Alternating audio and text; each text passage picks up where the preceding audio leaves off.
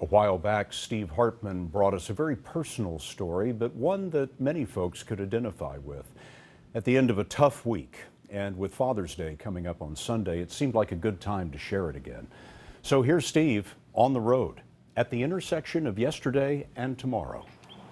Long before I went on the road, there was one road, Malcolm Road in Toledo, Ohio.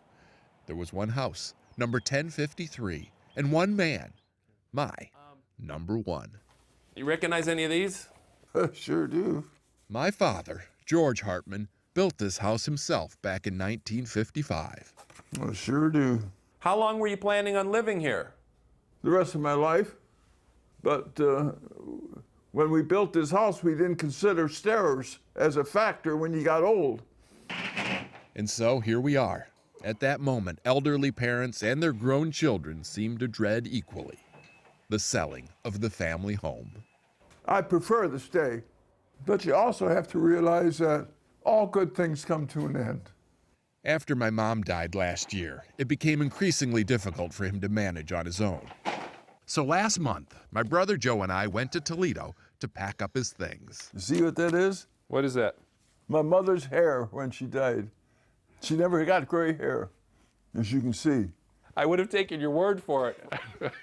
We spent a couple days trying to help Dad with his downsizing, Oh, yeah, I don't want to throw anything away like that. Okay. which at times felt more like same-sizing. Shoehorn? Yeah, I was looking for that. But when pressed, the only things that truly mattered centered on either his faith Rosary? Yeah, or his family. I love you, Dad. Happy Valentine's Day. You want to throw that away? No. A house that raised a family is so much more than wood and shingles. It's home to almost every memory of our younger lives. It's in the background of everything we were and helped make us who we are. It's where we learn to feel safe, sound, and sometimes even invincible. Yes, technically a house is just a place, but at times like this, it sure feels more like a person.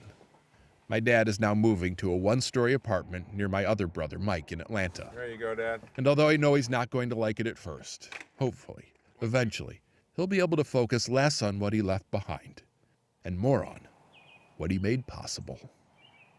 Steve Hartman, on Malcolm Road in Toledo, Ohio. And that's the CBS Evening News for tonight. For all of us at CBS News all around the world, I'm Scott Pelley. I'll see you Sunday on 60 Minutes.